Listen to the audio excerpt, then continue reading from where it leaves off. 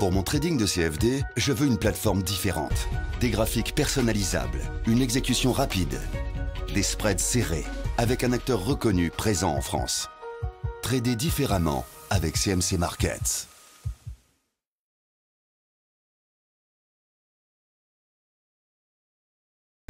Bonjour, je vous propose aujourd'hui la mise à jour hebdomadaire des grands marchés. On va commencer par le CAC pour voir que les choses ne sont pas en amélioration sur le plan technique, loin s'en faut, avec un MACD qui continue à évoluer sous son signal. Le stochastique est sur des niveaux très bas et il est en train de batailler pour ne pas se maintenir en dessous de 20, la zone de survente, la zone où les baissiers sont aux commandes, et le momentum quant à lui est négatif. Si on utilise une analyse de type Ishimoku, on voit néanmoins que les choses demeurent assez positives puisque nous sommes encore en tendance haussière au regard de cet indicateur. Regardez, les cours sont bien au-dessus du nuage et la Kijun semble faire de la résistance puisque si nous l'avons cassé en semaine dernière, la semaine de confirmation qui est censée valider la cassure des lignes Ishimoku, la ligne Kijun, n'est pas arrivée, un petit peu comme ce qui s'est passé ici. Cette semaine on invalide la cassure en repassant au-dessus de la Kijun dont on peut considérer qu'elle a effectivement joué son rôle de support. Donc au regard de cet indicateur, nous ne sommes pas en tendance baissière, nous sommes simplement en situation de correction technique. Si on utilise maintenant l'analyse chartiste, on voit que ce fameux biseau rose qui a été cassé par le bas ici, c'est-à-dire dans le sens qui aurait dû se produire, le premier support important, c'est-à-dire les 4300 ici, a joué son rôle d'amortisseur la semaine dernière et également cette semaine. Regardez comme tout au long de la semaine on est venu titiller et essayer de passer en dessous des 4300, mais finalement cette semaine comme la semaine dernière, l'attaque baissière a été avortée et on arrive à se maintenir au-dessus des 4300 avec d'ailleurs une configuration en harami haussier puisque le corps de la bougie verte est complètement avalé par le grand corps rouge précédent. Alors c'est un harami haussier certes de qualité assez médiocre car il se produit dans la partie basse de la première bougie, mais c'est quand même un harami haussier. On a d'autres supports intermédiaires ici, notamment avant de toucher l'objectif théorique du biseau qui serait d'aller chercher les 4100, mais encore une fois cet objectif n'a absolument rien d'obligatoire. On peut tout à fait envisager que ce support tienne.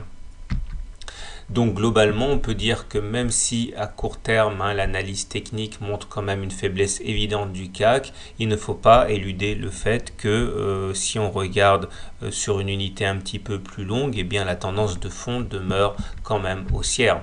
Pour le DAX, les choses sont relativement similaires. On retrouve cette dégradation des indicateurs techniques, bien que moins marquée que sur le CAC. Regardez, là, le MACD a croisé son signal à la baisse. Ici, le stochastique est sous son signal, mais ici, par contre, le momentum est toujours positif en voyant donc un signe un peu moins négatif que sur le CAC. L'analyse Ishimoku montre également que la tendance de fond est haussière. Il est clair que nous avons peiné à casser les résistances sur le DAX à 10 030, 10 050 et que finalement les baissiers ont repris leur droit. Mais là aussi, nous nous situons au-dessus du nuage hebdomadaire et puisque nous sommes au-dessus du nuage hebdomadaire, la tendance demeure haussière avec un gros support ici, en l'occurrence la Kijun vers 9400. L'analyse graphique nous montre et nous confirme que la tendance de fond demeure très positive. Nous sommes toujours à l'intérieur de ce grand canal bleu. On pourrait même envisager d'aller chercher les 9400 sans remettre en cause ce canal fortement haussier. Nous sommes toujours en train de bénéficier du support du canal noir ici qui a été préalablement cassé. C'était ici et sur lequel nous sommes venus nous poser lors du throwback cette semaine et la semaine dernière. N'oublions pas donc que nous bénéficions d'un double support ici et là. Pour faire le bilan, on peut dire que comme sur le CAC, le DAX connaît une petite faiblesse, mais que la tendance de fond demeure résolument positive. On enchaîne avec les indices US, notamment le SP500, et là, faiblesse il n'y a pas, puisque le MACD est au-dessus de son signal. Le stochastique est toujours au-dessus de 80, la zone de surachat, la zone où ce sont les haussiers qui ont la main. Le momentum est positif. La divergence baissière qu'on a signalée depuis plusieurs semaines est toujours active. Regardez, on a fait des plus hauts sur les cours du SP500, mais on n'a pas fait de plus haut sur le MACD. Il faut savoir que cette divergence baissière a prévenu de la faiblesse sur le CAC et sur le DAX en leur temps. Reste à savoir si ce rôle anticipateur va jouer également sur le SP500, mais en tout cas on ne peut pas faire comme si elle n'existait pas.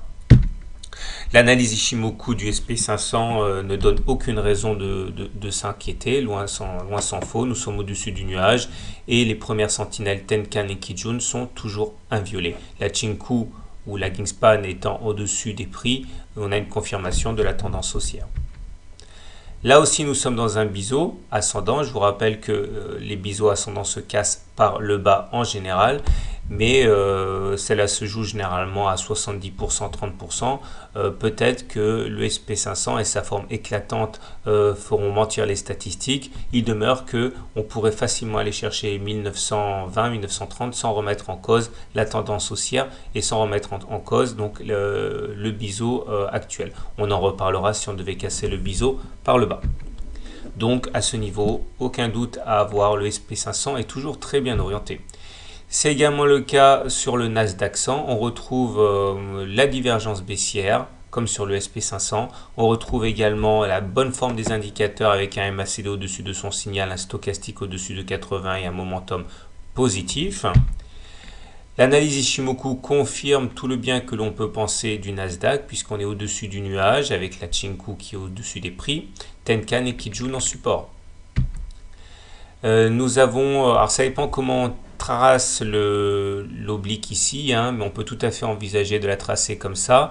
Donc nous sommes au contact de la figure d'élargissement ici. On a fait des amplitudes assez importantes. Alors attention parce que nous sommes donc, comme je viens de le dire, dans un biseau droit d'élargissement ou une figure d'élargissement. On vient de taper contre une résistance importante. Donc méfions-nous. Si le pire devait advenir, on ne pourrait pas écarter le fait d'avoir une éventuelle correction jusqu'au 3400. On resterait dans la figure. On a néanmoins un support important sur les 3800 ici, ce niveau qui a bloqué les percussions haussières. Et tout support, toute résistance qui est cassée par le haut devient support par la règle du changement de polarité. Donc tendance très haussière sur le Nasdaq. Et on va terminer avec l'euro-dollar qui lui par contre est le maillon faible de cette analyse. Nous sommes sur le MACD mal orienté car négatif sous le signal. Le stochastique est en dessous de 20, la zone de survente, c'est pas bon, et le momentum est négatif. L'analyse Ishimoku confirme la fragilité de la tendance actuelle puisque nous sommes toujours in extremis en tendance haussière puisque nous sommes juste sur le nuage. Si on devait intégrer de manière significative le nuage, on basculerait sans tendance, mais on ne serait pas en tendance baissière tant qu'on ne serait pas en dessous du nuage. Là, la Tenkan et la Kijun ont lâché. Et la dernière chose à remarquer, c'est que la Chinku devrait avoir du mal à adhérer à une continuation de la baisse puisque nous arrivons sur une zone de support importante constituée de la Kijun justement. Et en même temps que les cours sont en train de buter contre le nuage, la Chinku va buter contre la Kijun, donc la continuation de la baisse ne se fera pas sans résistance haussière. Attention si vous avez des positions vendeuses sur l'euro-dollar. Et pour terminer, nous retrouvons notre fameux biseau ascendant qui, comme d'habitude, a été cassé par le bas. C'était ici. L'objectif théorique serait d'aller chercher les 1,32, mais on pourrait tout à fait se satisfaire de ce support ici à 1,35 correspondant au plus bas de début 2014. À suivre, on est donc, comme vous avez pu le constater, dans une dynamique baissière, mais sur des supports quand même très importants. Voilà, je vous souhaite une bonne semaine et vous dis à la semaine prochaine pour une revue technique des marchés.